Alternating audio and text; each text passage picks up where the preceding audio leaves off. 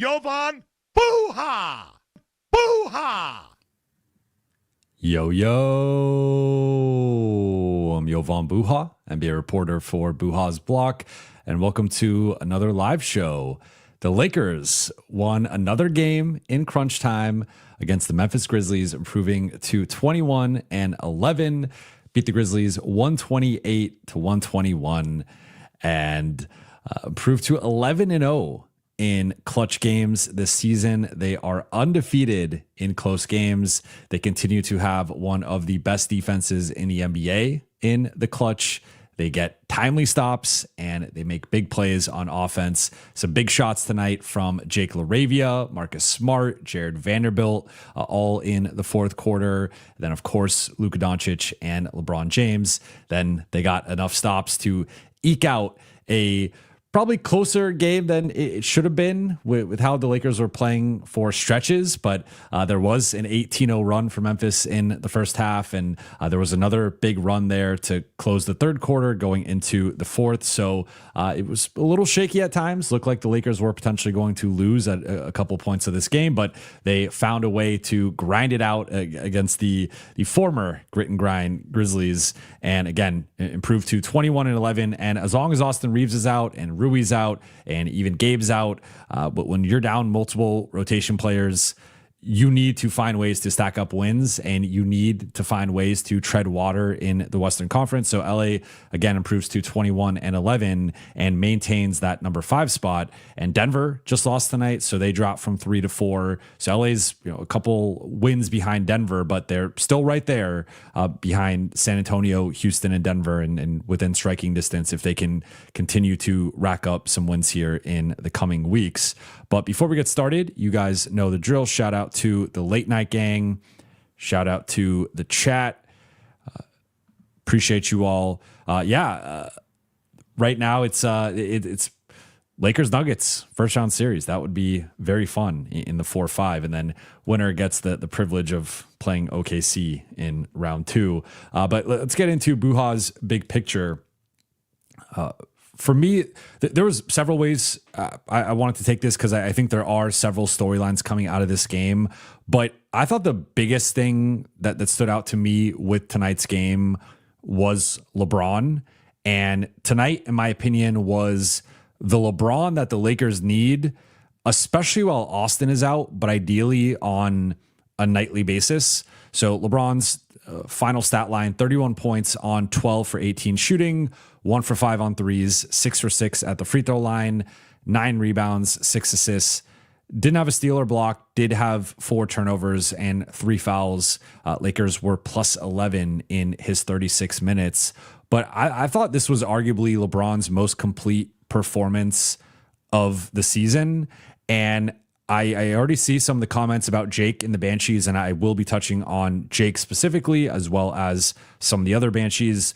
But to me, like the stuff with the Banshees is nice and it is important, and they have provided a real boost here going on about like a month. Like I would say there was a turning point in early December where the Banshees were elevated, or early to mid-December, where the Banshees were elevated in the rotation, and they have largely made positive impacts. It's really just been, can they make enough plays offensively? Can they make enough shots? Tonight they did in a big way, but especially with Austin out, the Lakers have needed other people to step up in general, but they've specifically needed LeBron to step up. And that has been a bit up and down lately in terms of his overall offensive impact. But I thought tonight, like all things considered, he was probably the Lakers' best player in this game. And I thought that the rebounding, like he stepped up with the rebounding in a big way. That had been something I had noted recently. LeBron had not been rebounding the ball.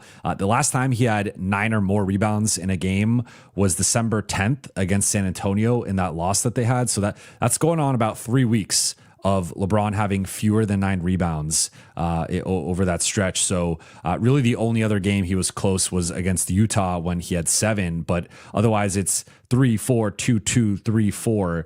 Like he had just not been impacting the glass, especially defensively. And I thought we had seen some slippage there from him, not just with the actual rebounding, but with his help side rotations and just the backline responsibilities, they were not up to par. And I thought he was by no means like good tonight defensively, but I thought he continues to be a part of these Banshee-led groups in the second, sometimes starting in the end of the first quarter now with the adjusted rotation without Austin, but often in the second quarter and fourth quarter.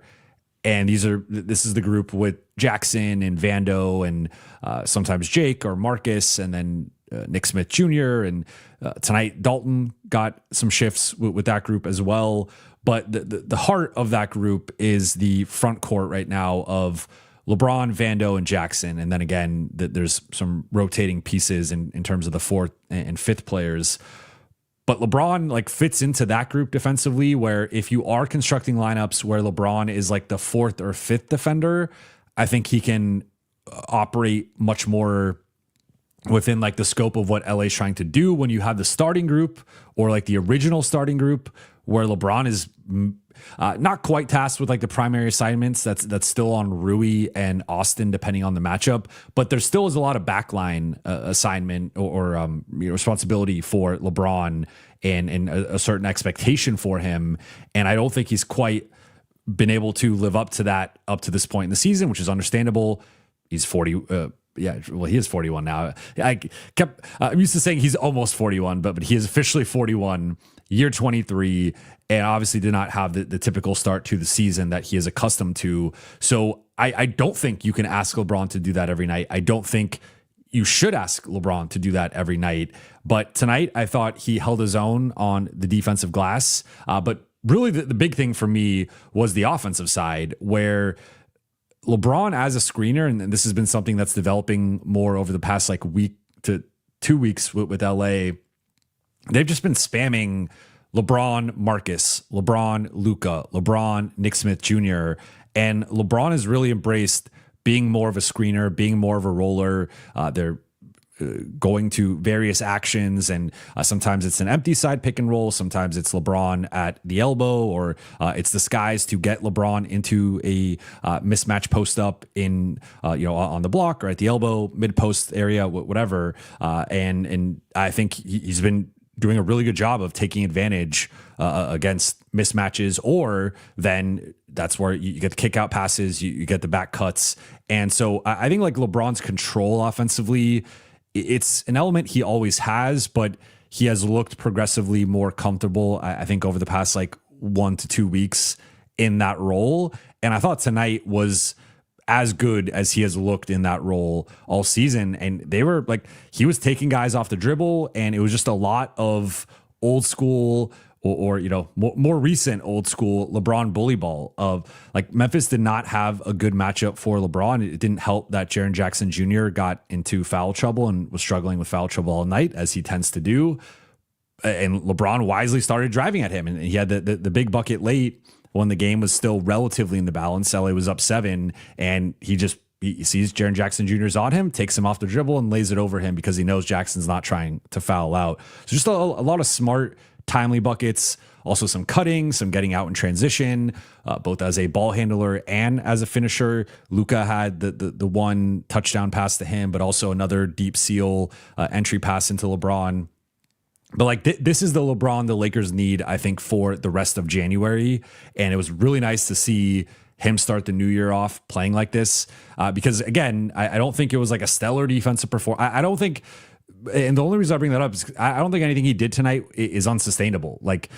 It was a lot of paint twos, and that is one of LeBron's strengths, right? It's been one of his strengths since he entered the NBA. And just seeing him backing guys down, bullying his way to the rim, bullying his way into floaters and runners, getting to the free throw line. 6 free throws for LeBron is a lot for LeBron based on, we talk about sometimes the whistle he gets or just sort of the nature of his game. He just doesn't get to the free throw line a lot, but 31, 9, and 6. The turnovers, he continues to have these turnovers where it's almost like his mind is moving faster than his body, and he's almost wanting to catch the ball and rip through and go into a move. And instead he's fumbling the ball dribbling it off of his foot or just literally just losing the ball. He's had at least a half dozen of those types of turnovers over the past couple of weeks. So that continues to be an area he can certainly be better in. But I thought LeBron tonight just made so many timely buckets. Again, was part of a couple of big Lakers stretches in terms of LA. This was a game of runs to a degree, but he was often out there during LA's best stretches of basketball. And I thought it was just a really impressive, JJ called it a phenomenal performance after the game. But I wanted to highlight that because yes, like Jake LaRavia, 21 points, and Marcus Smart, Vando, Jaxson Hayes, all those guys contributed a lot tonight. And the Lakers do not win this game without those guys. But they also don't win this game without LeBron and the performance he put on. And I know right now with the fan base, there's been the whole LeBron, Luka stuff going on, and I'm not going to wade into those waters at all. But I thought LeBron looked like LeBron and has been progressively trending in that direction. It is like stops and starts to a degree. It's not been like a linear progression, but he continues to look better overall. I think the two-man chemistry with LeBron and Luka has looked better, and the Lakers still have a lot to figure out in terms of, they're still down multiple rotation guys. The defense, I thought JJ put it well after the game where he said he thought it was a good half-court defensive performance for LA, which I would agree with, but it was still a terrible transition defensive performance for LA. In terms of like points off turnovers, actual fast break points, early offense. Memphis plays really fast. They have a lot of hit aheads. They're going to take pull up threes in transition. Like Memphis is just relentless with their pace and their style of play. And the other factor here is like the Lakers are about to get them again in 2 days. And if the Lakers don't match the requisite energy and force that they played with tonight for stretches and that Memphis plays with, like they could easily lose that game on Sunday. But to bring it back to LeBron, like I just thought this is the version of LeBron the Lakers need, I think, in general moving forward, but especially with Austin out, it was nice to see this. And then also within like the context of Luka still having his typical usage of 18 shots, got to the free throw line 20 times. So like Luka was still being Luka in terms of the Lakers running a bunch of high pick and roll, that they continue to run him off of off ball actions and whatnot, and having Marcus or LeBron or Nick Smith bring the ball up to initiate some of those. But like Luka did his thing in terms of how much usage he normally has. But it was nice to see LeBron also assume a certain level of usage and have a certain level of involvement in the offense. And again, look like himself in terms of the bully ball, getting downhill and the finishing. So I thought that was really encouraging. And that is something that I don't know if it can, again, I don't know if it's going to be an every night thing. I don't know if it's going to be matchup based where, again, I don't think there's a great matchup on the Memphis side for LeBron in particular. Like I think even in this state, he's a little too quick for Jaren Jackson and can create some separation off the dribble because he was operating a lot in the mid range. Cedric Howard is too small for him. Jalen Wells is too small for him. Christian Koloko obviously is primarily guarding centers. Then you get to the bench and it's like Santi Aldama, I don't think is strong enough or necessarily quick enough. Gigi Jackson, they were often using him on Luka, and I also don't know that he necessarily has the physical profile to hang with LeBron. Then you get all the way down to like KCP, who's just too small for him. So this is also a matchup that LeBron can take advantage of, but that has not always been the case in terms of LA spamming those types of actions. So it was nice to see LA go to a heavy dose of let's mismatch hunt with LeBron as the roller. And then it also has a certain impact of Memphis was blitzing and trapping, and they were setting two to the ball a lot and also doubling at times when LeBron was in some of these mismatches. And that then led LA to the 4-on-3, 3-on-2 opportunities, or sometimes even just a skip pass to the corner or the weak side. So again, LeBron, I thought this was the version of LeBron the Lakers really need. In terms of notable performers, just touch on LeBron, so not going to get too much into him. But again, 31, 9, and 6 on 12 of 18 shooting. Luka had 34 points on 8 for 18 shooting, 1 for 7 on threes, 17 for 20 from the free throw line. So 85%. Like Luka has obviously been in that like mid to high 70s range for a lot of the season. So him hitting 85% on 20 attempts is nice to see. 6 rebounds for Luka, 8 assists, 2 steals, and 6 turnovers. It was, I think, a bit of a tale of two halves. I thought it was a pretty rough first half, and it's been interesting with Luka lately where I almost feel like he's having bigger second halves than first halves, and that obviously has flipped from not even just like earlier in the season, but even going back to last season with the Lakers and just Luka in general. Like he's one of the best first quarter scorers we've ever seen, and he's been leading the NBA in first quarter scoring. He's been leading the NBA in first half scoring, and then often has more of a playmaking quarter in the third, and then a bigger fourth quarter, or is second in the team in fourth quarter scoring. But tonight, I thought I will say that first half I thought was, again, by Luka standards, right? Because he's still putting up numbers, but by Luka standards, it was a pretty rough first half. I think he was 2 for 8 and 0 for 4 on threes, had 4 of his 6 turnovers in the first half, and I think was 9 for 11 on free throws. So second half, but some quick math, goes 6 for 10 from the floor, goes 1 for 3 on threes, and goes 9 for 11? So 8 for 9 at the free throw line, only 2 turnovers for Luka. So I think right now Luka's just in a bit of a slump with his jumper, and I think it's not like as binary as like don't take jumpers or take jumpers, but he's missing most of his shots outside like 16 to 18 feet, and tonight, did hit a big 3 in the second half. Did have a couple of big jumpers. He had the one fadeaway, then also had a nice runner. But I think it's been clear, like Luka right now is most effective getting downhill, getting to the free throw line, and also finishing. He had a couple of nice decel layups. He had his just typical runners and floaters that he hits. So I think it is physically taxing to drive and throw yourself into the paint in amongst the trees and get to the free throw line and fall down. And like he's continuing to deal with some shoulder stuff where his shoulder is wrapped on the bench, and there was a couple of points he was grimacing. But I think it has been clear that right now, like Luka is far more effective driving and finishing that way, either just from his elite finishing or his elite foul drawing versus him settling, right? And that's where it does feel like right now, it feels like every time he's taking a 3, he's probably going to miss it. That there's not a lot of confidence in his jumper, and you can even see with his reactions to when he's making some of these long range jumpers, is he throws his hands up, and he does have like a flair for the dramatic. So part of that is like Luka's a showman, and I think that's one of the most like fun things about watching Luka play is that showman aspect. But I thought so. The one other thing that I thought really stood out with Luka was the playmaking tonight, because Memphis was.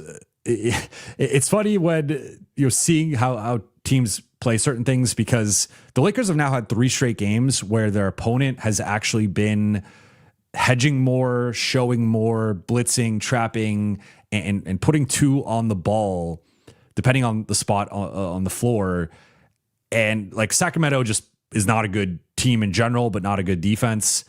Memphis has some plus defenders and some athletes, but they don't have the brawn necessarily, right? Like they don't have the strength. They don't have the horizontal size, I guess, against a Luka type or a LeBron type. But then you had Detroit, who does have the strength, the athleticism, and they were able to put 2 on the ball and get away with it with some of their backside rotations. For Memphis, they were able to turn Luka over a bit. Again, that 6 turnover number. He did get one late that was, kind of whatever. So it was really 5 through the, he got one late, like in the final 20 seconds, where I don't really count that. So we'll say 5 turnovers for Luka, but that continues to be a bit of an issue. I thought Memphis was able to target him successfully. They were trying to bring him into the fray a lot. And then there was a play where I believe I think he had a turnover, and he's looking at the Lakers bench trying to get them to challenge it. And he jogs back in transition, and his man is Jalen Wells, who's right in the corner in front of the Memphis bench. And I forgot who was dribbling the ball, but I think it was Ja. I think it was during the starting minutes in the third quarter. Ja just sends a missile to Jalen Wells in the left corner, and Luka is late to close out, and Jalen Wells knocks down a three. So like that has been a trend at times with him, where it's not just like the missed three or the turnover, it's also what it leads to, which is then transition opportunities or him not necessarily getting back because he's frustrated, getting into it with the ref or getting into it with the Lakers bench, like challenge this or whatever. And so he's got to be better in that regard. So it's weird because he is still putting up numbers, but he certainly can be more efficient. I think the shot selection and the turnovers continue to be things where he has not been up to the level that he was at early in the season, when I thought he was firmly in the MVP mix and a top 3 player unequivocally in the NBA. So, but I will note though, I thought that the second half shot selection and ball control, because again, I'll say he only had 1 turnover in the second half. Truly, he got downhill a lot more and it looked better. So maybe there was some, I don't know if there was a conversation with someone or what, but like I did like his second half approach and his second half performance much better than the first half. So that is something to just note for moving forward. Been far too long since I talked about Jake LaRavia. 21 points, 9 rebounds, including 4 offensive rebounds, 8 for 12 shooting, 3 for 6 on threes, 2 for 3 at the free throw line. Also had 2 assists, 2 steals, a block, turnover, 5 fouls. Jake, like game ball to Jake tonight, right? Like Luka was the leading scorer and the leading, assister. LeBron, I thought was overall the best and most impactful player. But Jake, like the Lakers do not win this game without Jake's hustle, without his shot making, without the just connectivity that he provides to the offense. I thought I am going to touch on this in one of my takeaways, but like, if I'm Jake LaRavia and I'm advocating to be the 5th starter, like I'm sending in the tape from tonight and being like this is what I can do as the 5th starter. That again, when we talked about what the Lakers need from that position, and we did make the case for Jake or like what the case would be for Jake if you wanted to make it. A night like tonight is the night, right? Where he was, I thought he had some good possessions against Ja, but he's also switched on to Jaren Jackson Jr. So he's switching 1 through 4, and I thought held his own for the most part. We also know about the defensive playmaking off the ball with the strips and the deflections and just the general motor and activity that he plays with. And then he also was aggressive offensively. And like, that's what you want to see. And it's been this game and the Kings game where he has been really aggressive, getting downhill, attacking the rim, back cuts, offensive rebounds, just the relentless motor that he has. Like, I think he does provide a two-way balance that I don't think Marcus can quite get to his level offensively outside of an outlier shooting performance like we saw against like San Antonio, for example. And that's often just like Marcus nailing like wide open threes because the defense isn't respecting him. And then his defensive floor and ceiling are both obviously much higher than Rui's and just overall motor and rebounding. So Jake, like he is a unique weapon within LA's Banshee group, within the perimeter players of, I don't know if anyone can quite get to the level that he can on both sides of the ball collectively. Now, the issue has been he does not get there every night, and he often does not get there on the offensive end. And that's where like the shooting has been an issue, and not just the shooting, but then it's also bled into just like a lack of confidence at times where he's the Detroit game turns down open kick out 3, or I think it was actually a swing pass. Turns out a swing pass 3, drives, and then gets blocked. And it's like, dude, you had the shot there. You let the defense close out, and then you forced a drive into a couple people just to sort of be like, well, I'm going to be aggressive. Now I'm going to be assertive, and you get blocked. Right. But, Jake tonight was awesome, and I thought that the two-way performance again was like he just plays with a certain level of motor and physicality that outside of Marcus and Vando, no one else on this roster plays with consistently. And but then you factor in the offensive skill as a passer, as a connector, and as someone who can attack off the dribble and punish mismatches, can grab offensive rebounds. Like that's where, again, I think Jake separates himself from the rest of the perimeter group. It's just, it can be frustrating because he does not do this consistently enough yet, but maybe this is a step in that direction, and maybe him starting here until at least Rui's back, maybe that can get him going for the rest of the season. And I don't think that changes LA's need for that fifth starter, but it does give Jake a certain role. And if Jake can play like this more consistently, that's where I just think overall LA's rotation is elevated with another two-way contributor. Marcus Smart's the other guy, 13 points, 8 rebounds, 7 assists. He, Marcus is, he 4 turnovers, a steal, and a block. Like, so defensively, I liked a lot of what we saw from him. Like the Ja matchup was a bit tough at times in terms of just Ja's so quick and shifty, and Ja inefficient performance overall. But I thought it took him like a quarter and a half to almost a full half to start to warm up. And then in the second half, he looked far more comfortable. As an aside, I don't get why Memphis runs their rotation the way that they run it. Like no one played more than 30 minutes. Ja played 31. No one played more than 31 minutes, and only 3 players played 30 minutes. And it just feels like Memphis would go on these little runs or these little spurts of rhythm, and then all of a sudden they're platooning in 3 dudes, and it just kills the momentum of the lineup. And I also was like, why? Like KCP was he was their like best shooter and spacer, and probably best two-way player overall for most of the evening, and yet he only played 23 minutes, and it felt like they took him out when they needed. So that's an aside that is just like my confusion with the Memphis side of things. I thought there was a lot of self-inflicted. This could have been a closer game, or maybe even a Memphis win if they didn't do some of those things. But that's that's not my thing to break down.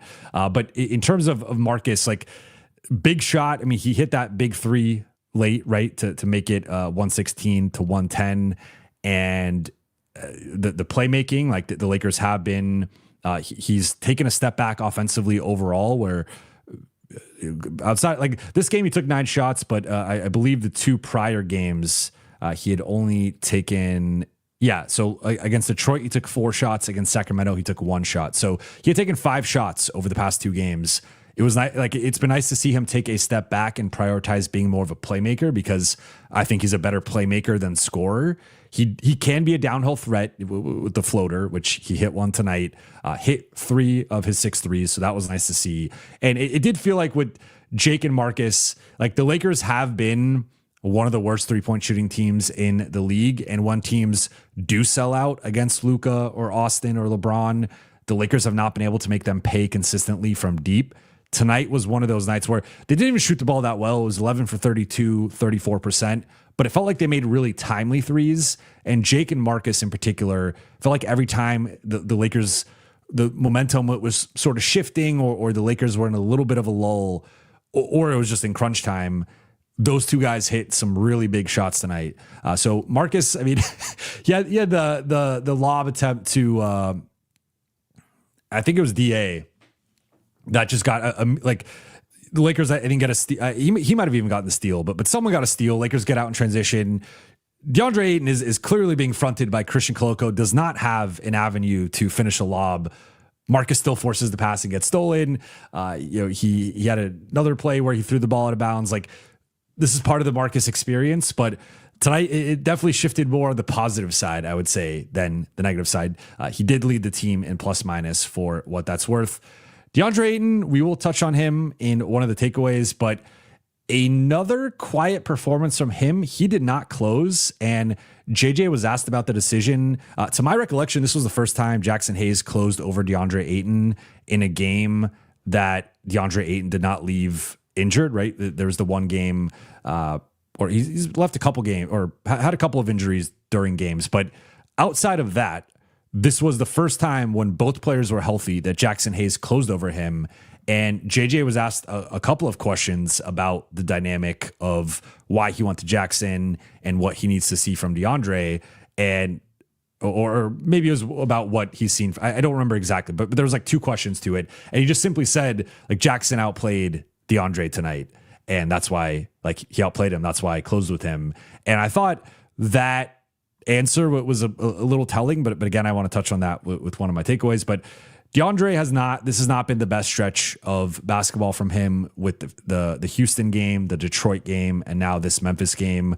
I just think like the motor concerns that we had after, or I didn't necessarily, I had to a degree, but I thought based on the nature of him being bought out and him signing this contract and there being a certain pressure that he probably would be bought in. And that's why I was pro making the move. But right now, as the Lakers have hit this big stretch of adversity, he has not been playing his best basketball and has not been playing inspired basketball. I would say that's a little bit more important, where it does feel like as he has, to his defense, been a little phased out of the offense recently, but the job description from day one was your touches are going to be inconsistent. You are not going to be a primary offensive player.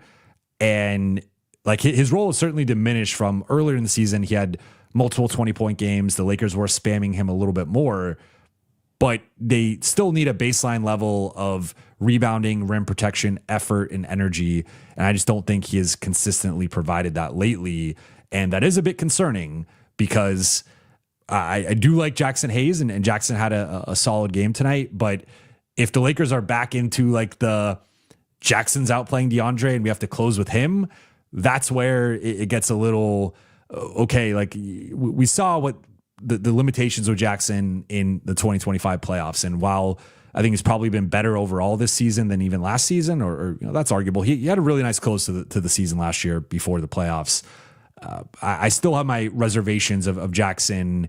Like we've also seen some of his limitations during this stretch as well, where in some of these matchups against the more athletic teams, he hasn't played as well. And he has looked not like a player that should be out there against like the best teams in the NBA. So the center spot is quietly becoming a bit of a concern for LA in a macro sense, but we'll touch on that in a second. Although I kind of just laid out my thoughts on it. Off the bench, Vando, 5 points, hit a huge three late, a huge three from Vando. And I believe, I forgot who kicked it out to him. It was either LeBron or Luka.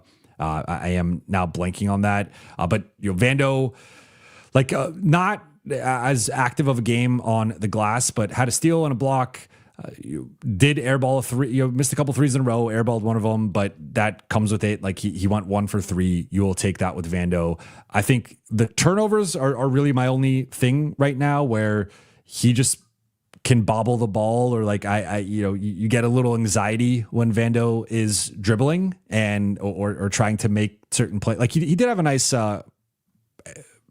his assist, if I'm remembering correctly, was to someone on like a back cut, and he thread the needle, and it was a nice pass. And he does have a point guard background. Like growing up, he was a big point guard. But overall, I think for someone who handles the ball and has the ball as infrequently as he does, the turnovers can be a little bit too high.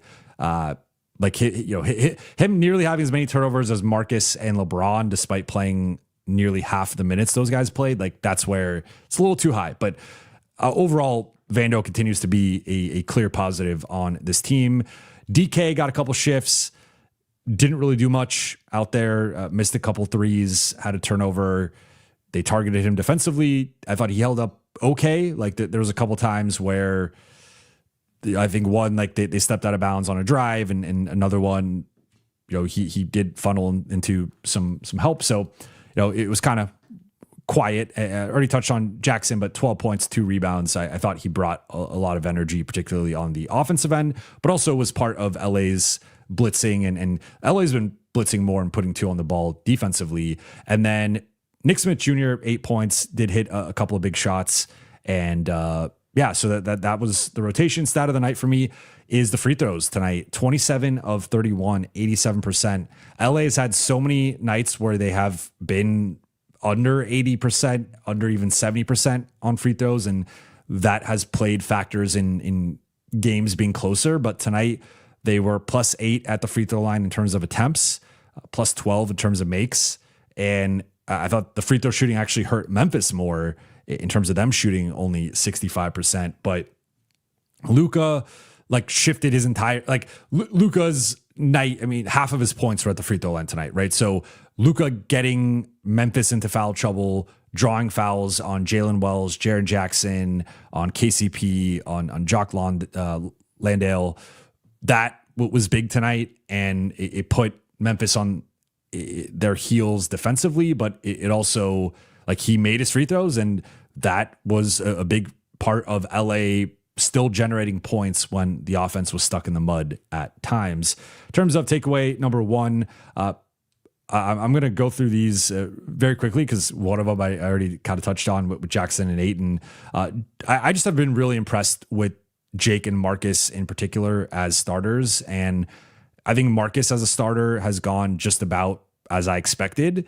It's been partly why I've been advocating for it since July.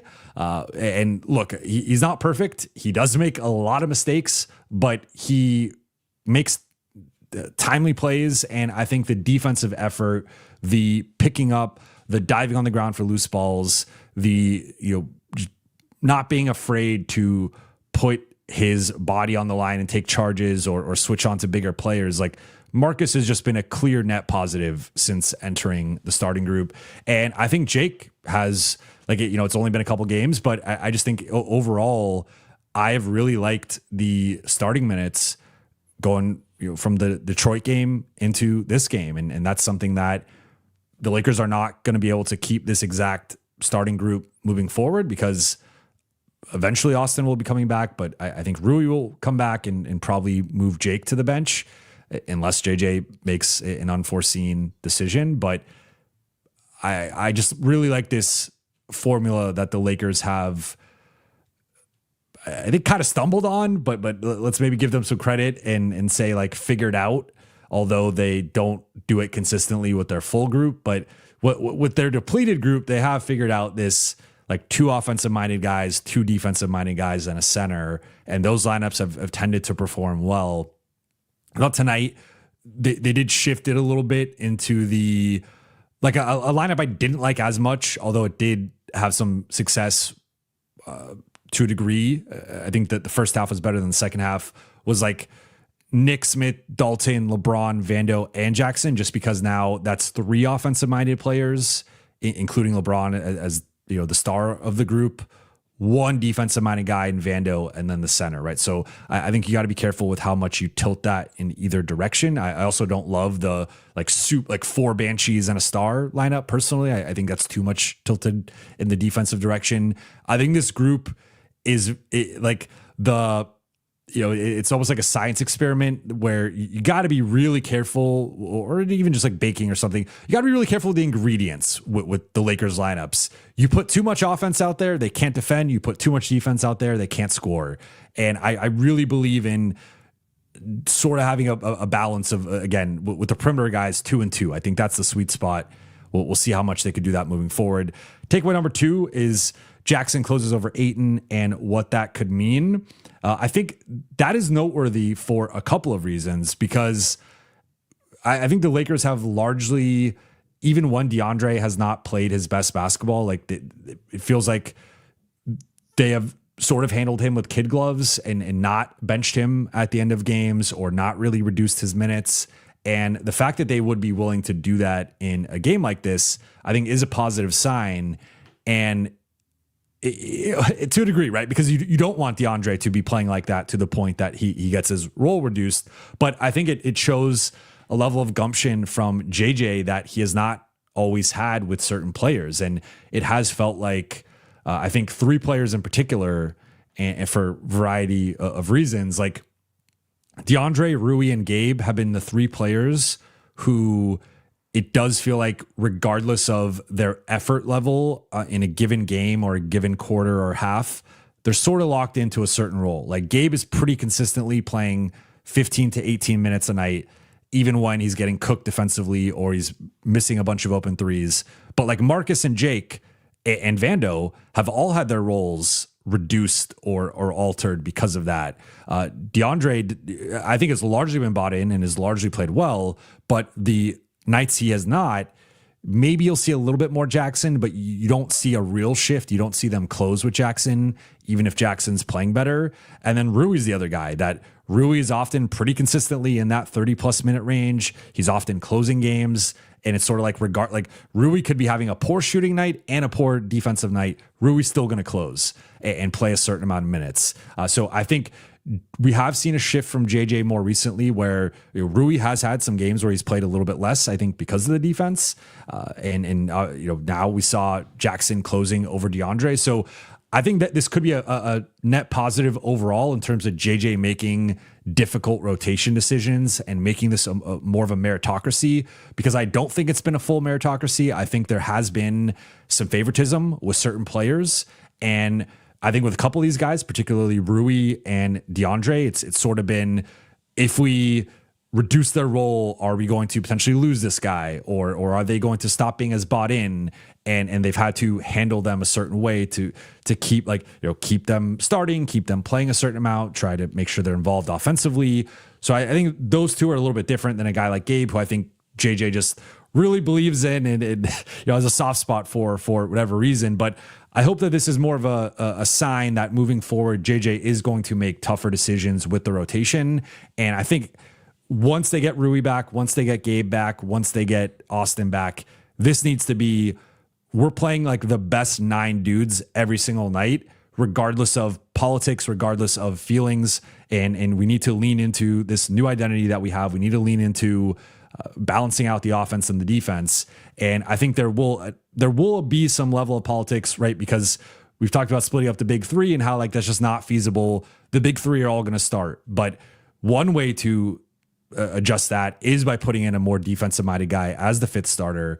And then as you shift the rotation, just making sure you're balancing 2 and 2 until maybe like closing the first half, closing the second half. That's when you go back to the big three. And then third and final takeaway, just a quick injury update on Gabe Vincent. JJ said that he could be back on that New Orleans, San Antonio road trip. So we hadn't really heard, like it sounds like that's when Rui is likely coming back as well.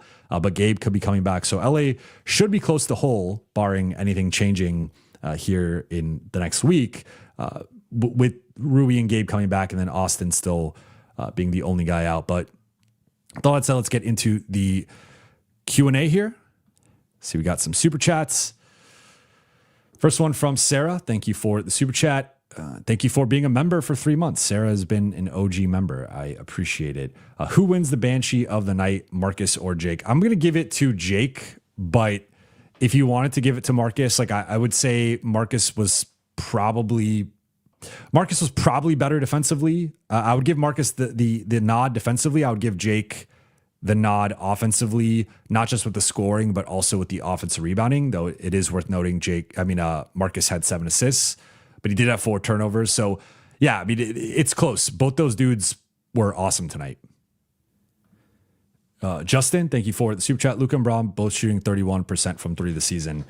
Yeah, and I probably could have noted in the LeBron part from earlier, like 1 for 5 on threes. I think he's another guy who needs to reduce. Like, it's tough because I think the Lakers are in a little bit of a predicament to a degree because they are reliant on it is a very condensed tree in terms of like the offense is really funneled through Luka, Austin, and LeBron. And I think there is an expectation for those guys to hit pull up threes, step back threes, and keep the defense honest to allow for driving opportunities, especially because I would say especially LeBron and Luka. Austin is really quick and shifty, and I think he is probably the best of the 3 at creating separation. But with Luka, also since like more recently, Luka's just, in my opinion, seemed a little bit banged up, a little bit slower. Well, those 2 guys, I think they need the threat of the 3 to some degree to then allow them to have the defense react a certain way. Then that's when it creates a potential driving lane. But with both of them right now, it's like I don't feel good when either one of them is taking a 3. And tonight they combined to shoot 2 for 12 on threes and have 10 turnovers. And neither one of those is good enough. Like those 2 should ideally be both mid-30s 3-point shooters at least. In LeBron's case, I would even say high 30s, closer to 40. Like he's basically been he's been a 40% catch and shoot guy the last 2 years. Like I want to see that LeBron as a shooter. I think with both those guys, the turnovers have been a little bit too high. Like you could probably live with, especially with Luka, it's like with how much he has the ball and his usage, you could probably live with 4 turnovers from him. The occasional 5 might be okay. Anything above 5 is just too high. With Braun, you probably want him more in the 3 range. And like I do assume these two, and then when Austin's back, like the 3 of them should be getting like 80% of the turnovers realistically. It's just when those guys are high turnovers, and then you also have DeAndre gets a couple turnovers, Vando gets a couple turnovers, Marcus always gets a couple turnovers. Like that's when it starts to spiral out of control. But yeah, I mean, I'm with you. I think both guys could like tonight. I think of those 12 threes, I haven't gone back and watched the game, but I would assume you probably could cut out at least 4 of the 12 collectively across both guys. And that's either opportunities for them to drive or, maybe kick the ball back out, go set a screen, go into a 2-man action, or try to look to swing the ball, skip the ball, whatever. But yeah, I mean, I don't feel great with either of those guys taking a 3 right now. Logical Laker fan, thank you for the super chat. Good win, but the roster is flawed and has been since the Darvin Ham era. When is the responsibility shift from players and coaches to Rob? #logical. I like the branding here, and I think that's a very fair question. You're preaching to the choir here. If you guys listen to my State of the Lakers that came out last night with Vinay from Lakers Detailed, we had a back and forth about what are the biggest issues right now, what is the real reason LA is going through the skid. And the point I made multiple times was, I think there's, I made the graphic point that there's a lot of blood on a lot of people's hands right now, but we could talk about JJ and what he could do better. We could talk about the stars and, Luka and LeBron and Austin when he's back and what those guys could do better. We could talk about the role players and some of their limitations, but what they could do better. But to me, it just comes like the biggest thing of all is this roster is not designed to maximize Luka. It's not designed to maximize Austin. It's not designed to maximize LeBron. And I don't think it's designed to win a championship, to be completely frank. Like, it does not have the requisite level of athleticism. It does not have the requisite level of defense. It does not have the requisite level of shooting. And in general, it does not have the requisite two-way play. Because again, one of the reason I keep harping on this, like, 2 Banshees, 2 offensive guys, is because the Lakers on most nights, like, their role players tend to perform well on one side of the ball and struggle on the other side of the ball. This is something JJ has like sneakily danced around, but did have a comment the other day when talking about Nick Smith Jr., where he was like, yeah, we have a lot of guys who are like only elite at one skill. And he meant it in a positive way for Nick Smith, but I took that as like, yeah, the Lakers have a lot of flawed specialists who, like Jaxson Hayes, high energy dunker, who is like one of the best lob threats in the NBA, but he's a below average rebounder. He can be way too foul prone, and defensively is mobile and athletic and like has some good nights, but again, with the fouling and sometimes the decision making, the processing isn't quite there defensively. And you just go down the list of all their role players, and everyone is like pretty flawed on one side of the ball. And that's ultimately, I think, the biggest issue with this team is that they have to make so many concessions on either side that it gets really hard to balance lineups. It gets really hard to build. You want to be good on both sides of the ball. You don't want to be great on one side and like mediocre on the other. And that's how this team is built. This team is built to be a great offense and a mediocre defense. And right now they've been a good offense and a horrible defense. So, they got to get both things better. But part of it's just, I think the biggest thing is just the roster construction, and that is on the front office. Like, there's no other way around that. So certainly they have to build a better roster, and I think part of that's going to come ideally in the next 5 weeks of making a trade or making a couple trades, and then the rest has got to be in the summer where you reshape the roster around Luka and I would say almost certainly Austin. And what do those two guys need? They need athletes, they need defenders, and they also need a certain level of shooting and spacing. And you need to, every player you have, or at least like your top 10, need to all check that box. And I don't think I think they have some guys who could make sense off the bench. I don't know. Shout out to Istok, who again, I cannot recommend his Diggin' Basketball Substack enough. He made the point coming off of this last game that he doesn't know if the Lakers have, like, if we're assuming Luka and Austin are the two core pieces moving forward, and LeBron maybe plays one more year or he leaves or retires, whatever. But like LeBron's not really going to be here for more than a year, theoretically. They might not have another starter like for the future with Luka and Austin on the roster right now. Like it might not be DeAndre. It's probably not Rui. And then I don't think it's anyone else off the bench. So yeah, I think they have a lot of moves to make. And in the short term, I think it should be trying to get that fifth starter and maybe another bench piece. And then in the offseason, I think it's really reshaping this roster. Ryan Lucas, thank you for the super chat. Out on DA, been awful. Maxi, DK, Gabe, Anton, Rui, or eight. I assume you meant Ayton here. I was thinking, is there an Anton Jamison? Rui has to net returns this season. Should target wings, Ellis, Clowney, KCP, Jet, Howard, Sharp. So as a reminder, I will be doing trade questions at the end with the super chats. But this is not really a trade question. I think you're just saying, you're venting about DA and then you're saying, like, I agree. And I've talked about this recently in terms of, I think if you're the Lakers, ideally you don't you can let the contracts expire if there really is nothing. I don't believe in, like, okay, for example, right? Like if you flipped Maxey and Dalton Connect for Terrence Mann, I think that makes you a better team. I think Terrence Mann helps off the bench. I think he is at his best a two-way player, and we've seen him be a starter and key bench player for the Clippers. And, he was a big part of that team that made the conference finals. It was obviously earlier in his career, or, going on 5 years ago.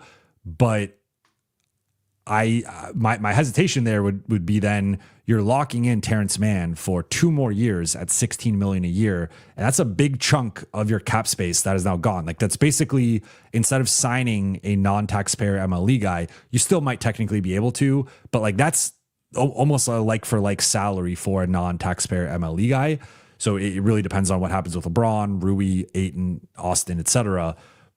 But like that's an example of a move that I don't think the Lakers should necessarily make, because I think you are improving the roster, but that's a very win now move that comes at the future cost of like this offseason.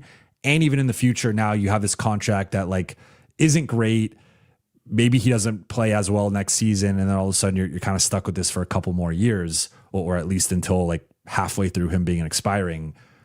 What I do think though is some of the guys we talked about, Herb Jones, Keon Ellis, Iota Sumo, Sadiq Bey, some of these guys who I think could help now and in the future. Those are the types of guys you target. So just to be clear, I think the Lakers should move the expirings if they can, just because it's better to flip that for an asset that like helps you in the future, especially because there's no guarantee you're going to add anybody notable in free agency. That's just not, outside of like the exception guys, it can be tough to add significant pieces. But I don't think they should just add to add, if that makes sense, right? So I think it's gotta make sense, ideally both in the present and the future. But I like the names that you mentioned. Easy peasy. Any updates on Malik Beasley's situation? No, and in terms of like Malik Beasley, if he would make sense, I could see it. I don't know. I'm still hesitant on LA adding. I don't think Beasley's like a terrible defender, but I would put him as a below average defender. And while he is a sniper, and maybe you just say, screw it, we got to find a way to play this guy a certain amount. My fear would just be, I don't love any, like anytime, I've been pretty consistent with this with like, we talked about Malik Monk or any of those other, like that player archetype, different player archetypes to be clear, but basically like a smaller guard who is a clear offensive plus, but is a defensive minus. I don't think that type of player can play a lot with Austin and Luka. And my ideal perimeter addition would be someone who I feel can play with Luka and Austin, either as a starter, ideally as a starter, or as like a closer, or in the middle parts of the game. I don't feel great about like a Malik Beasley, Austin, Luka perimeter trio. That's just not good enough defensively, and I think you're just creating a different problem there. Now, he is a movement shooter, and I think his gravity and the way that he can light it up off the bench, like could he, for example, take Nick Smith's minutes, right? Like different player. Nick Smith is more of a ball handler, point guard type, or scoring point guard, where Malik Beasley is more of an off ball shooter. But like, could he theoretically take like the Dalton Nick Smith minutes or the Gabe minutes? Sure. Right. But I'm a little skeptical of adding any additional rotation player who's a bad defender. And that's where guys like Beasley and Monk just give me some pause with that. But I've not heard any updates on his situation. Chuck Dangler, aka Fang Charlie, sup brate. Lakers needed this win, or Lake Show needed this W. I hope you enjoyed your time with Chandler, and I wrote you a mail about our pod coming up on Thursday. Take your time, or Thursday your time. My reading comprehension right now. Please check it. Looking forward to it. Should be fun. Yes, sir. Looking forward to our pod on Thursday, and appreciate Super Chat. Appreciate you wishing me well. Chandler's still out here until Sunday, so was not at the game tonight, but was watching intently and actually getting him to watch, which this is probably the most consistent basketball he watched tonight. And he was asking a bunch of questions, and it was fun to break it all down for him and explain to him why the Lakers need to change the starting lineup. Brad, thank you for being a member for 2 months. Shout out to Brad V. I appreciate you. Auntie Thatcher, thank you for the super chat. I still like a trade of Gabe and a first for Io, DK, and a due for Keon, Maxi, and a second for Dayton.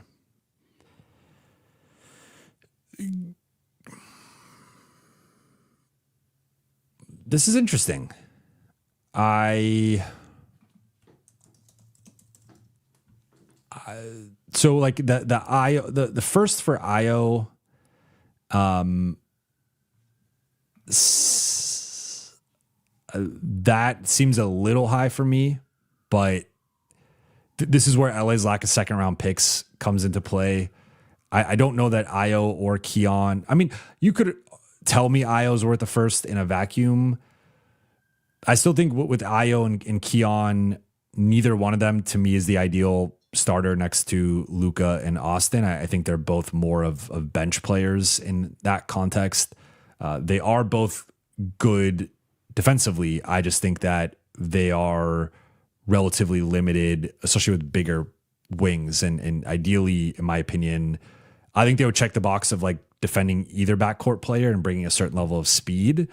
But I want someone who could also scale up a little bit and guard threes, or maybe even guard some fours. And that's where a guy like Herb Jones, to me, different price point and the least realistic here, across a wider spectrum of players and scoring archetypes, rather than an Io or a Keon, where I want them on like the De'Aaron Fox type, but I do not want them on even necessarily the Devin Booker type, maybe sort of, because I think we've seen speed work against him to some degree. Like Austin has had some good games against him defensively, but certainly not like the Kawhi type or I'm just thinking about in the West right now, like Amen Thompson. Like it's tough. I just think both those guys right now are more bench guys on good teams. Now, that doesn't mean don't go for it, but I think the Lakers standard for trading a first would be like a clear starter. And I don't know that Io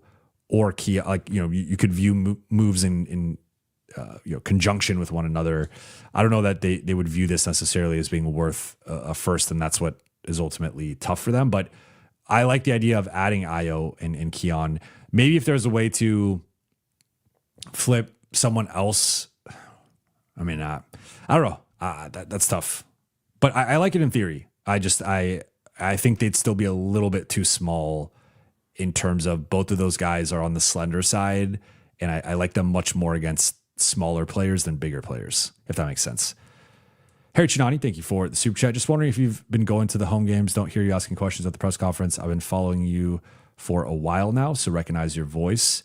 I have not been going to, or I've missed a couple of games recently. I was at the Detroit game. I was not there tonight. I was not there for the Kings game. Was not there Christmas. So this is like the toughest week or stretch of the, and then they were on the road for a bit. I was there at San Antonio, but like that was the last home game before then. So yeah, if you haven't heard me recently ask questions, that has been why. It's just been a crazy, Christmas is my wife's birthday, so it was also her 30th birthday, so it was a milestone birthday. Whereas in the past I have gone to games on her birthday. It's just like this was a special birthday, and then the last week has been my son being out here, and I don't have him full time. So when he's out here, I prioritize my time with him, and that was part of the appeal for me going fully independent. Was not. Like if I was still at the Athletic, I would have had to go to the game tonight. Like I could not just take a game off. So that was a big appealing thing for me, is being able to prioritize family time. So this is a weird time of the year for me of like the Christmas into New Year. And then my son's going back on Sunday. So like that 9-day stretch has been, I'm pretty much just at home. But once he's back on Sunday, I'm going to be back to full time at every game. So I've only missed, I think like 3 or 4 home games, but every one of them has been family related.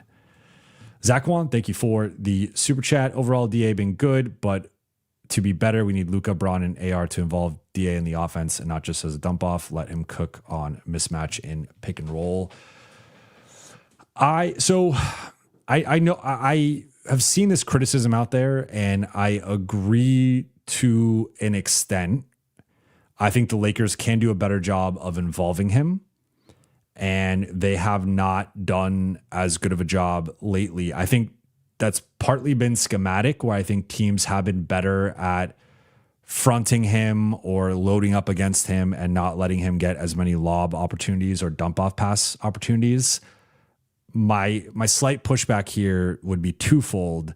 One, I think he has not been as physical and as, I would say physical is probably the right word, in terms of sealing. Like we've seen several times in the last few games where guys try to hit him with an entry pass in the middle of the paint.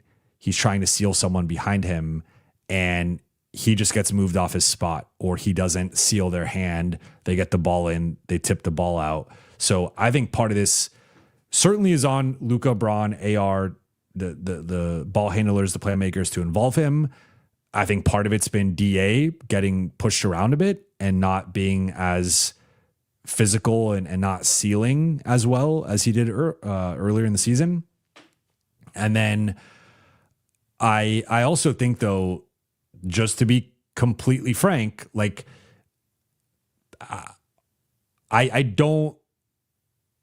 I'm not, I guess this is just me speaking here. I wouldn't be okay with his effort fluctuating as much as it has recently, just based on him not getting as many touches. Like I get it to a degree, but this isn't even like I look at Rui as a guy who maybe his effort or focus can fluctuate a little bit when he's not as involved offensively. But you can almost get away with that a little bit, right? Like we've seen LA still win those minutes sometimes, or still win those games. But when like the center and the last line of defense, the rim protector, is such an integral part of the defense that if that player is not engaged to a certain degree and playing with a certain level of physicality and motor, it's just like the whole defense crumbles. And I feel like that's what we've been seeing lately with him. And I get the human nature element to it of when you don't get the ball as much. Like tonight he had 4 shots, right, in 25 minutes. So I get that to a degree, but I also think like he was brought in here to be a physical force and to be a better starting center than Jaxson Hayes. And a big part of that was like, can you protect the rim and can you rebound? And his rebounding has slipped lately. His rim protection has slipped lately. And his overall, I think, effort and focus and physicality has slipped. And I think we know how this team operates, and DA has often been the fourth option, but he's been a distant fourth option. Like when the Lakers are at full strength or when it's just two stars, there's still, obviously he's more of, I guess, the third option when there's two stars, but that gap between whoever, like the stars and Ayton, has been giant all season for the most part. There's been a couple of exceptions here and there of games where he's super featured, but for the most part, like, the usage rate, with Austin is going to be around 30. The usage rate with Luka is going to be 35 to 40. LeBron's usage rate has been ascending. That's just the reality of this team. And if he's not willing to buy into that, or if he's going to fluctuate based on his touches, then I just don't think that's the right fit then long term, or even short term, to be completely honest, because I don't think the version of him that we've seen lately, like that's not the version that's going to help the Lakers win a playoff series. So I hear you, and I like, I'll say my trademark. Like, I think two things can be true. The Lakers can do a better job involving him offensively, but that should not influence. And I don't even know what's influencing. Like that's just speculation in terms of why he's not played as well lately. I don't know if that has been a part of it. Yeah, I'm sure it's been a part of it to some degree, but is that like 10% of it, or is that like 80% of it? Right. Like I think there's just a lot of unknowns with the whole situation, but all I can say is that if he is not trying or being as not as engaged, like this isn't Shaq, right? Like Shaq had the great quote of, the big dog's got to be fed, or, he was talking about basically calling out Kobe to a degree of like, pass me the ball if you want me to play defense and you want me to try, right? But that's Shaq, right? He was the number one or 1B option for that stretch of Lakers basketball. This is not Shaq, and I don't think he gets the same leeway as Shaq. So I think the effort has been disappointing and just not up to. And look, like he's been on his best behavior, and he has been better than his contract. He's outperformed his contract for most of the season. So maybe this is just a little lull in near midpoint of the season. But if it is related to the offense, I think that's a bit of a red flag. Fahim, thank you for the super chat. In his time with the Lakers, how do you think Luka motivates his team and elevates his non-Jaxson Hayes teammates? Not with his scoring flurries or turnover-prone playmaking, but actually leading by example. I'm confused if you have an answer here, or if you're asking me. Like I think it's with both of the things you are referencing. I think it's with all three of the things you're referencing. I think Luka's scoring flurries do have a galvanizing, like there is something to, as elementary as it might sound, there is something to when you're about to be in a fight, you want the biggest dude in the room on your side. And there is that element with Luka. When Luka drops 20 points in the first quarter, he's clearly the best player on the floor, the best player in the game. And I think that does have an element of galvanizing or motivating the group of like, Luka did his part in the first quarter. Now we all have to collectively step up. And we also know they're about to start trapping him, doubling him, getting the ball out of his hands. Now we have to make plays. We have to make the right reads. We have to hit shots. We have to attack the basket, etc. Play advantage basketball. So I think that's part of it. I think the playmaking within some of that, when he is being doubled or whatnot, whether it's the lobs or the skip passes, the kick out passes, I think that's part of it as well. And then I think to your point, if Luka takes a charge or Luka gets a steal or Luka dives on the ground for a loose ball, that also will galvanize and motivate his teammates. So I think he does it in a variety of ways. Now, can he do a better job of it? Can he be a better leader? Can he do a better job of, I think like one One difference that I think with the way that LeBron and Luka attack is like Luka is, I want to get mine to break the spirit of the defense, and then they react to me, and then I set everybody up. LeBron is, I think, a little bit more balanced in terms of he's just looking at what's the right. I think he tries to approach it as far as like what's the right basketball play, and that could be me scoring 50 or me scoring 40, but it also could be me dishing 15 or 20 assists. And regardless of if it's spamming the same thing over and over again, I want to try to do whatever's the right play on that given possession. And I think that could be maybe more motivating at times, especially if it's the playmaking part of it. That you feel like he's trying to react to what the defense is doing more, I guess. But I don't know. I get what you're trying to say, I think, but my understanding is Luka has been more vocal behind the scenes this season, especially compared to last season. He obviously got traded middle of the season, new situation. He's not the most vocal guy. Well, at least when he's on the court, he's a vocal guy, but like in general, he's not the most like vocal leader, right? But my understanding is he has stepped up in that regard, but certainly there's some room for growth or improvement there. Rich, thank you for the super chat. Glad you talked about the politics. Does that come from front office or JJ? Also, your thoughts on LeBron being a Laker next season if he plays another year? I think it's a combination of the front office and JJ. I think it's because I think there's multiple layers of it, right? Like Rui is a potential extension candidate for LA. He's also a potential trade candidate for LA. But there's also the thing or the factor of Rui prefers to start. That is a well-known thing that's known with this coaching staff, that was known with the previous coaching staff. It just is what it is. Some guys like to start, some guys it's more important to. JJ's talked about that.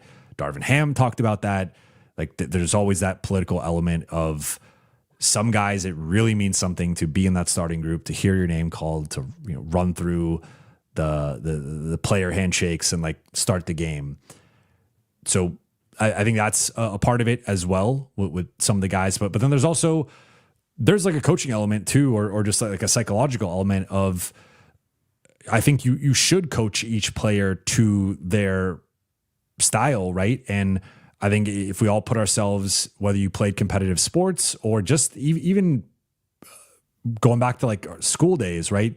There were some teachers that or at least I'll just speak for myself. There were some coaches that like, it felt like they knew how to push my buttons in a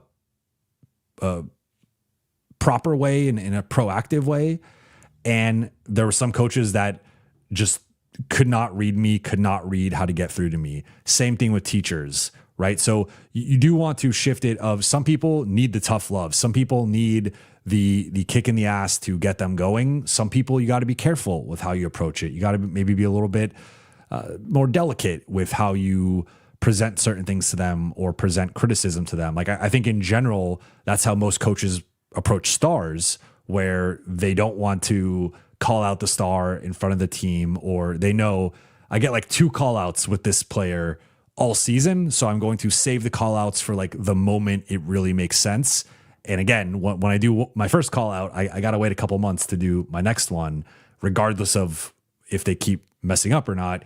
So there's a lot of political elements behind the scenes, especially I think with stars, but to a lesser degree with role players and just how they handle things. In terms of LeBron being a Laker next season, I think it's too early to tell, because I don't know if LeBron's going to be playing next season. And I would say I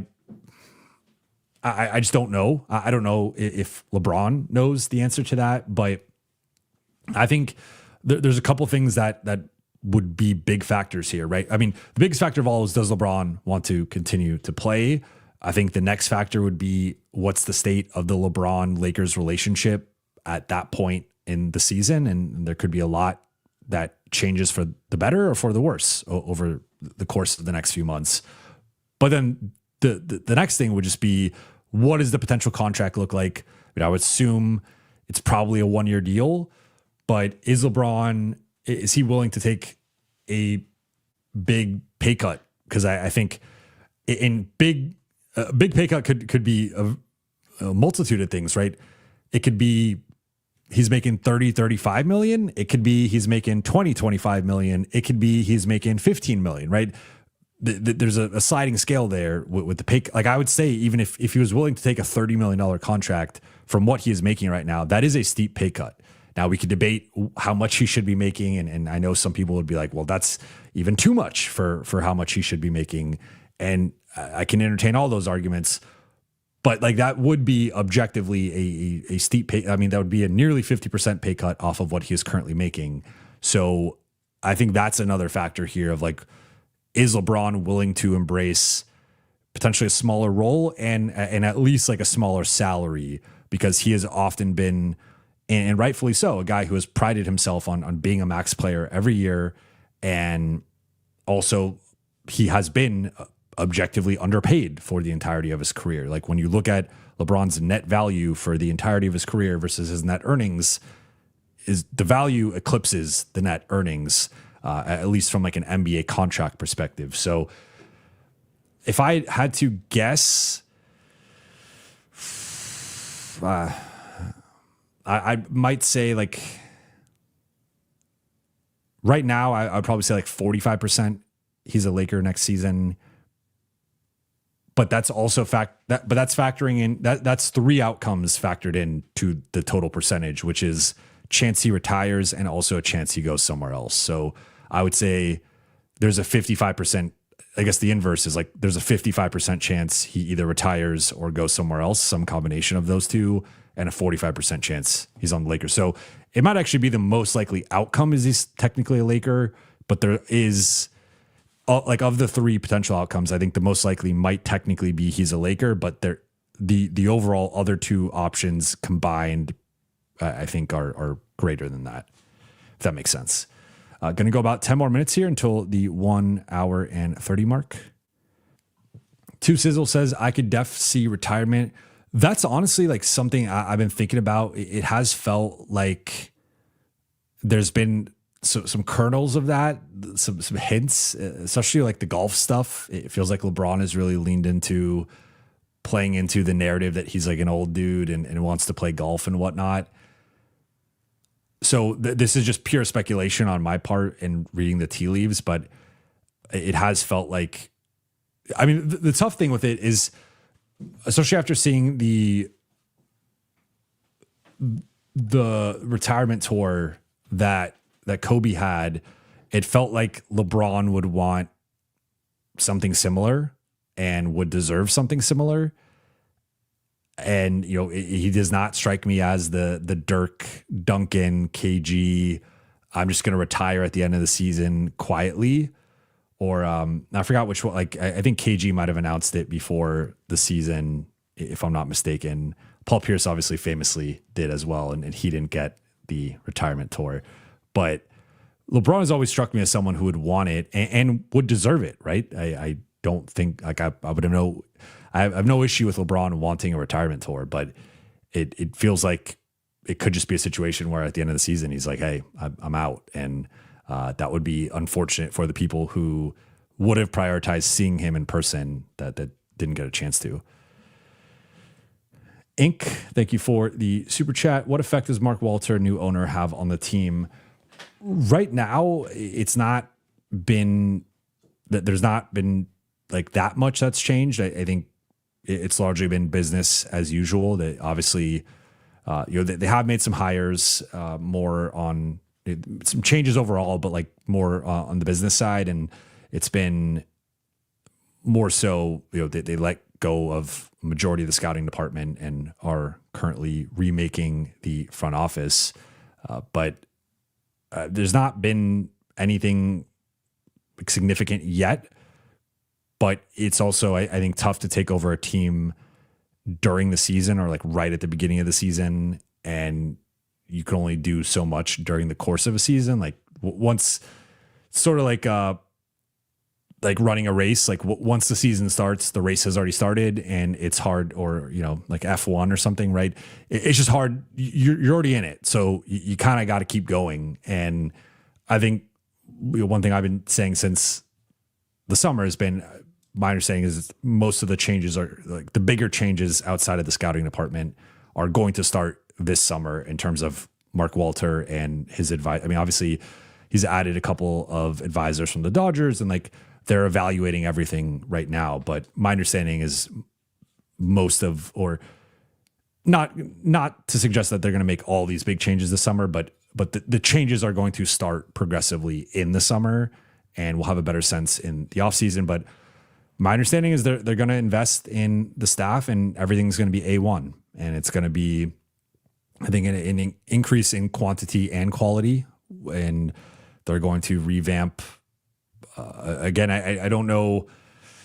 Like Rob is in place and Rob has his stature within the organization. And obviously JJ is their coach of the future. But I think it's going to be continuing to build out the front office, obviously revamping the scouting department, and then also continuing to build out player development, medical, all that stuff. So that is my understanding of where things are at right now.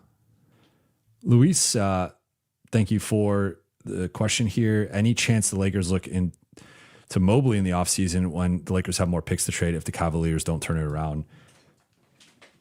I like where your head's at because I know everyone has been so focused on Giannis, but that's why I've tried to note that there are other players who are out there that could be available that could also make a lot of sense. One thing with Mobley is that I think Mobley last year was an I think people forget this, but dude was an All-NBA second team guy last year. And I don't think teams give up on that type of player this quickly. So I'm not saying he wouldn't be available. I just think, I think people would probably be shocked or a little taken aback at what the theoretical price would be. Like I assume, and it wouldn't really make sense because they already have Mitchell and Garland. But if I'm Cleveland, I'm asking for the Giannis package for Evan Mobley. I'm saying I want Austin and 3 picks for Evan Mobley. And if you're the Lakers, I think that's probably too much for them. And I mean, we could even debate, like, I really like Evan Mobley, but if you look at his numbers, like his 2-point percentage has dipped, his 3-point percentage has dipped, the reboundings have the rebounding has plateaued. The playmaking has gotten better, and that is noteworthy. But I would say the defense has been at about the same level, maybe a little bit less. He is a USC guy, so that is like there's the born in San Diego, Southern California guy, went to high school in Temecula, like that. There is a natural pairing there. But like the flip side to even what I just said though is that if you're Cleveland, I mean I would rather have Austin than Garland, but even if you did that, there's still a clear limitation to Austin and Mitchell together as a defensive backcourt. So I don't even know if that would make sense for Cleveland. And then you're also giving them picks that if you have like Mobley, Luka, and another star or whatever in the future, those picks aren't really going to be that valuable. So I think I like where your head's at in terms of an unforeseen star potentially being available. And if Cleveland loses in round 1 or round 2, I think that they have to make some changes. The issue is that I think the changes would probably start with Garland and Allen rather than Mobley. I think Cleveland would prioritize keeping Mobley and Mitchell. And then if you're the Lakers, you would have to really blow them away. And I don't even know that, again, an Austin and 3 picks trade makes sense for either side, but especially from the Cleveland side, you're not going to have Garland, Reeves, and Mitchell. That would make zero sense. Harry Chinani, thank you for becoming a member. I appreciate it. Julian asks, hi, Jovan, do you think DA will be traded because of his performance? He can't defend and rebound. No, I don't. I think that's premature. I think things would really have to spiral for LA to get to that point at some, within the next month. What I will note is maybe it makes it, can you get I think it's tough to get a Gafford just because Dallas is playing better. And I think for Dallas's fan base and just like the perception of the whole situation, I think Dallas, it would make sense for Dallas to want to continue winning at least to like try to win the PR battle back a little bit. But like a Gafford type, I think would be interesting for LA in terms of a starting caliber big who also has a certain level of physicality that contrasts with Ayton. So maybe making that a little bit more of a competition. But I think LA is already in a tough spot asset wise, and the trade market is just in a tough spot right now. So I don't know what the realistic options are going to be. And I think that they're probably best standing pat with him. Of course, there are exceptions depending on who's available, but I would be targeting the 3-and-D wing and probably a couple of them if you can. Keon Park, thank you for the super chat. In order to make Bron stay 1, maybe 2 more years, I feel like the Lakers need to get a genuine superstar next summer who fits with Luka and Bron. AR is great, but just not enough. Forward Giannis or guard Kyrie. I'm going to take this. So I hear you. And if the Lakers can get Giannis, great. I think one thing I will note here is the 2024 version of Kyrie is a different story, but there's no guarantee that we see that player again. Like theoretically we will, but I just want to note that I don't think it's improbable that Austin is just straight up better than Kyrie. Like the next time Kyrie plays a full season, and Kyrie does have now a growing collection of injuries. So I just would note that I get thinking about 2024 and the Luka Kyrie pairing, but I think sometimes we assume a player is going to get back to where they were. And I don't know that is a fair assumption. And he is 33, about to be 34 in March. That's getting into a little bit of a dangerous area age-wise. And with smaller guards, you typically see those guys, like small all-star, all-NBA caliber guys, tend to drop off in their mid-30s, with the exception of like Steph Curry, who's Steph Curry. So that would be like, I would view Kyrie as a very win-now move in terms of like the next 2 years, not really extended beyond that. And even then there's some uncertainty based on his injury recovery. So I would just put Giannis and Kyrie in 2 totally different classes of players. So I hear you. My bigger thing, and this extends beyond the whole AR situation or Giannis or you know, whatever star you want to put there. I think they need a drastic roster overhaul. Like the more I'm thinking about it, like I don't think that's realistic this season. So I have no like illusions of that happening, but just the more I think about the types of players that fit, I have just more questions about this supporting cast and which pieces actually fit. And I think that there needs to be a level of both two-way play and athleticism that almost no one on the roster checks around Luka and Austin, to the point of like, I think they got to find a way to make a trade or two this trade cycle, and then also make maybe a trade or two and a couple signings in the summer. And then like, let's see where they're at as a roster. But the one thing I'll continue to say on the Austin front is that I don't, unless Austin's willing to take a sign and trade, which I don't think he would want to go to Milwaukee in a sign and trade, just being completely honest, it would have to be re-signing him and then flipping him next summer, or next season. So that's just a complication here if you are going to trade Austin. But I don't like necessarily disagree through the lens of maximizing LeBron. Like if the Lakers are committed to LeBron and saying, hey, LeBron and Luka, let's make this work, I think you're on the, like it might come at the cost of Austin. I am skeptical of the big three fitting together like long term. I think even this season I have some skepticism with the overall fit. Like we have a growing sample size of just, it has not quite worked as well as we thought it would. So if you are going to commit to LeBron in the future, then that might come at the expense of Austin. I just also think, I think like step one, okay, figure out the top of the roster, but you better nail the rest of the roster. And that's why I have some concern, because they have not been able to nail the two-way guys for over a half decade now. So that would be my concern. King Carter, hey, Jovan, thoughts on the Lakers not valuing trading for big men since AD? I thought DA would be a better OT. I'm not sure what OTB means right now at 12:30 in the morning. He has no choice but to buy in. Hayes is too thin. I'd move for a real big and 3-and-D guy.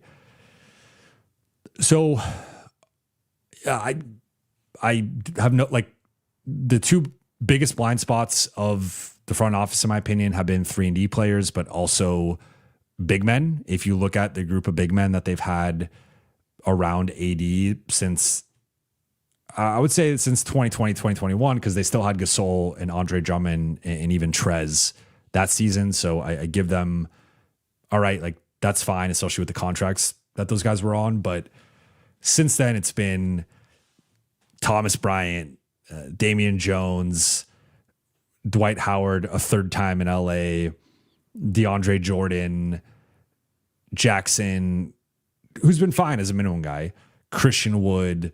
You just go down the list, and it's been some singles, but like really a lot of strikeouts and guys who are out of the NBA, or in like DeAndre Jordan's case, have just somehow hung on for several more years. Like, I think DeAndre Jordan should have been out of the league after the 2021-22 season, but he somehow has found a way to hang around. So yeah, I mean, this has been an issue for them for years. I'm not against trading for a center. I just think the Lakers have, through a realistic lens, like relatively limited assets to really upgrade the roster. And I think that should be used on a 3-and-D guy. But if things continue to trend in a negative direction with DA, I still think we're 3 to 4 weeks away from, not even think, like we are 3 to 4 weeks away from the heart of trade season starting. Like, trade season has technically started. There's been no moves for the past 2 weeks, but that final week of January going into February, that's when things really start to heat up in terms of who's available, what the prices are, etc. If DeAndre has bad next 3 weeks, then maybe that's a different conversation, but I don't think the Lakers are. Twinception says OTB's off the bench. Yeah, it might be, but DeAndre was never coming off the bench, so I'm not sure.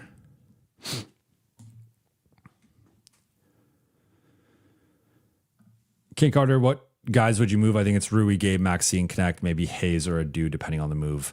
I would move just about anybody, to be completely honest, outside of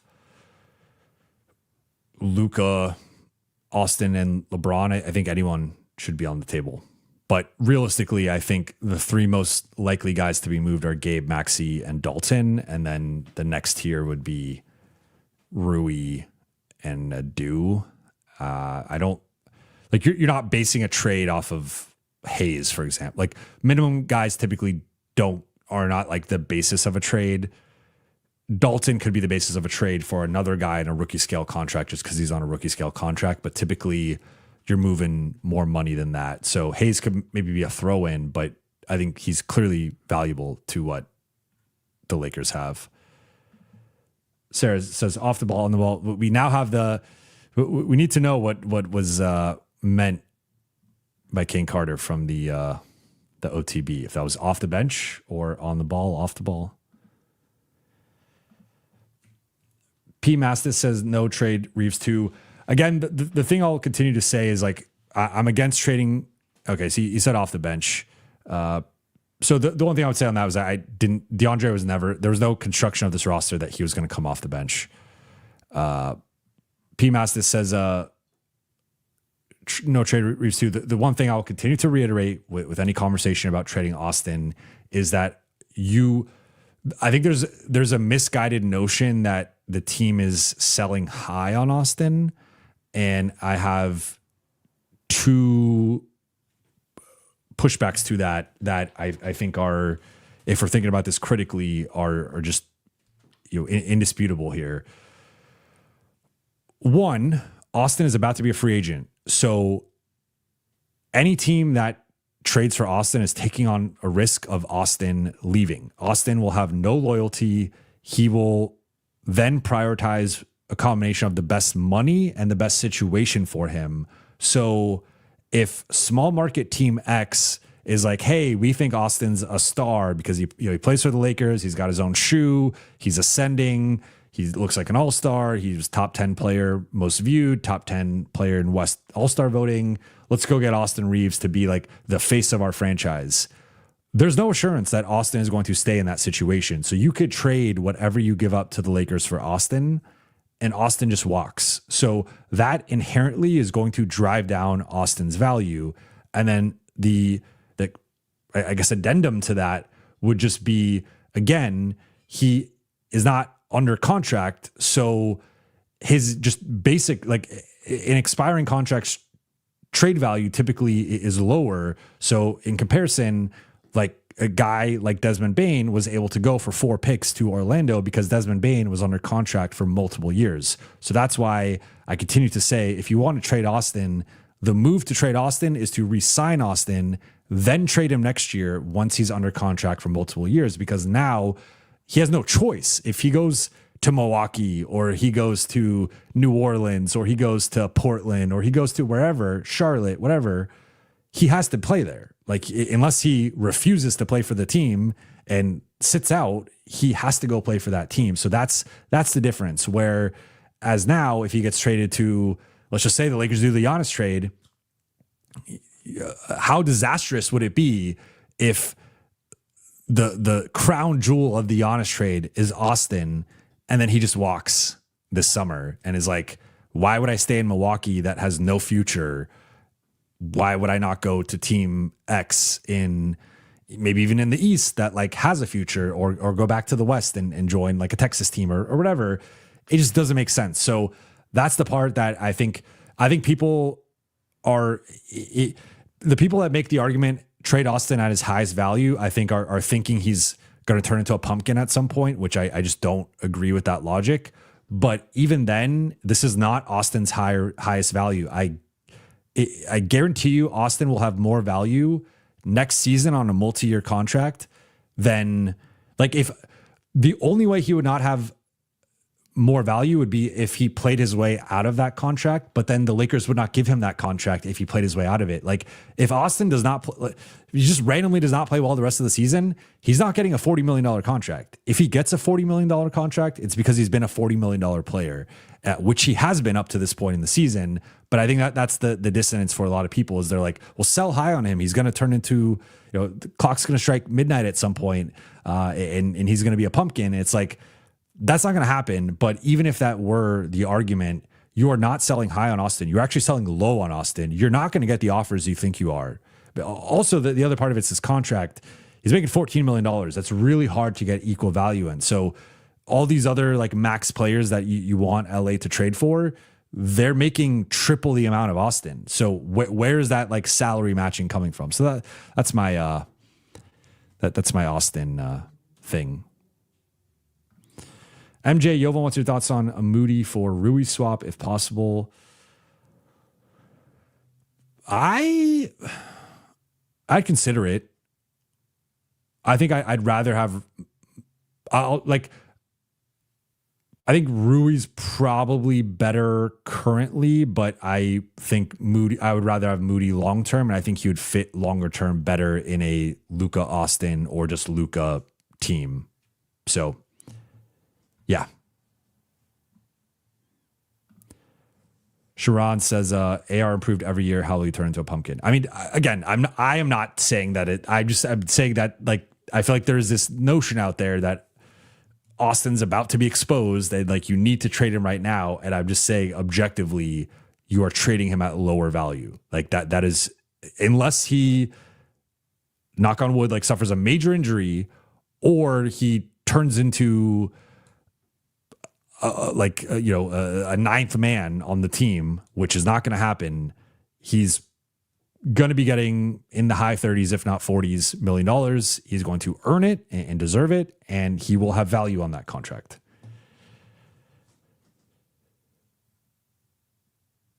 Keon Park says Warriors won't take Rui. That's probably, he's not really a Warriors player. AJ asks about DA's benching in the fourth. I already touched on this at the beginning of the show, but my quick 20-second breakdown is I thought it was deserved. I thought Jaxson outplayed him tonight. I think DA has had a pretty rough last week going back to the Christmas game, and in general has, I think, been pretty rough in a lot of these big time primetime matchups against some of the best teams in the league, with the exception of the San Antonio game back in early November, but that was 2 months ago. So in the past 2 months, I think he's pretty much underperformed every big matchup that they've had or close to it. So it's a bit concerning. Longer term, I am encouraged by JJ's difficult decisions in the rotation, and I hope that he continues to make the difficult decisions moving forward once the team is closer to whole. All right, I'm going to wrap here, though. I will be back. I'm going to be back Monday morning. We are not doing Lakers Collective. We're actually moving it to Wednesday next week. Trevor's out of town for a bit, so we're doing Wednesday, Friday. So bit of a, we typically do Monday, Thursday, moving it to Wednesday, Friday. So I'm going to be traveling Sunday, and we'll be spending my last day with my son before he goes back for the second half of school. So I'll still be watching the game Sunday night, but I'm literally getting back from the airport probably at like 10 p.m. and the game ends at 9. So we'll see. Maybe I go live Sunday night, but tentatively I'm planning to go live Monday morning at either 10 or 11 a.m. I will schedule it Sunday night, but appreciate you all. Shout out to the late night gang. Hope you all again had a great New Year, and hope you're having a great start to your year. You're sticking with your New Year's resolutions, and you're going to the gym. You're eating healthy. You're reading. You're doing your chores. All that fun stuff. But appreciate you guys. I will talk to you in a couple days. And shout out to okay. I missed 2 super chats, so I'm back, baby. I'm back to answer these couple ones here. Keon Park says, I get what you're saying, but you do that, Braun won't be a Laker anymore. Braun's not a Laker anymore. Even with Luka and AR, can we be a title contender?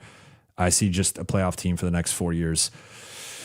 This is in reference to your Braun AR question. What I would say to this, I'll say this, and I don't want to ignite the chat and go off in a different direction here, but the best two-man combination this season of the 3 stars has been Luka and Austin.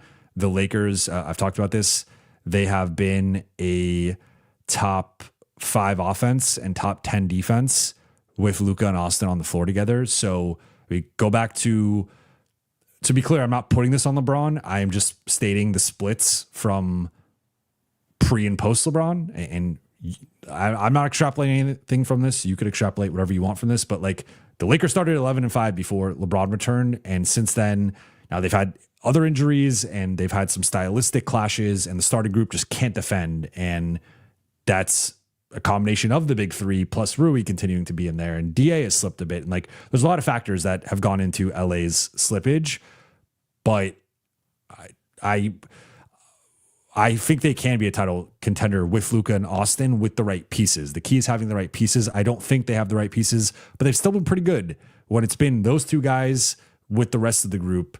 Like the best lineup construction this season has been, I've talked about this before, Luka, Austin, Marcus or Jake as the 1 Banshee, Rui at the 4, and DA or Jaxson. If you look at the lineup data, it has typically been like those types of lineups have done really well. So I do think that that's something the Lakers can look at longer term. You do have to build the roster a specific way, though, because basically if you have Luka and Austin as your foundation, you need like 3 uber athlete defenders at the other 3 spots. Not DA, not Rui, not even LeBron in his current form. Like you need a certain amount of defense and athleticism and motor. And that's the challenge for LA moving forward. And then final one here from Sarah. My cat loves the timbre of your voice. He meows back the entire stream. Is he honorary late night gang? Yes, he is. And he's obviously in your picture here. So he's in a lot of the streams. Thanks for your reason analysis as always. Thank you. It's been tough to, I know the fan base is crashing out right now, and I totally get it. I mean, you guys saw me crash out after the Christmas game. I get the the emotions are high right now with the way to resolve this situation. But Lakers got to win tonight. They maintain their spot in the West. That's all you can ask for at this point, especially with how injured they currently are. It's just figuring out ways to stack up wins, and then also I think little things with the rotation or little adjustments. Again, I talked about like I think LeBron playing more bully ball, or the Lakers actually making their shots on those skip passes and kick out passes, or the Lakers blitzing a little bit more, which we saw in the Detroit game in the second half. We also saw more tonight. So some schematic adjustments, some adjustments from JJ, players playing better. I think those are the things we can look at moving forward, at least in the short term. But again, appreciate you all. Hope you all had a great New Year. I'll be back tentatively Monday morning, potentially Sunday night, but Monday morning at the latest to recap the second game of Lakers-Grizzlies. Appreciate you all and talk to you all soon.